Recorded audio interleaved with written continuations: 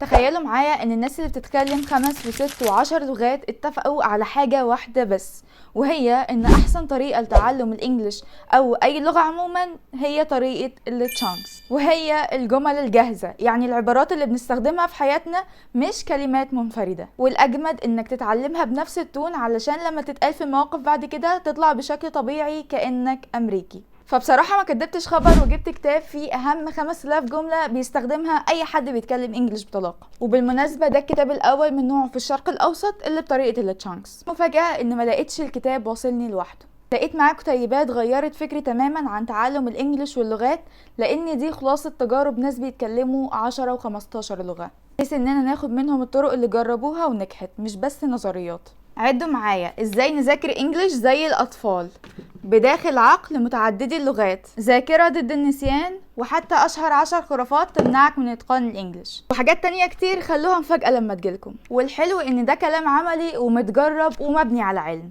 نرجع للكتاب شوية، مش بس في اهم 5000 جملة بتغطي المواقف اللي بتحصل في حياتنا اليومية، ده في قسم مخصوص للبزنس لوحده مكون من 140 صفحة. الكتاب كله مسجل بالامريكان اكسنت، تقدر تسمعه مش بس تقراه.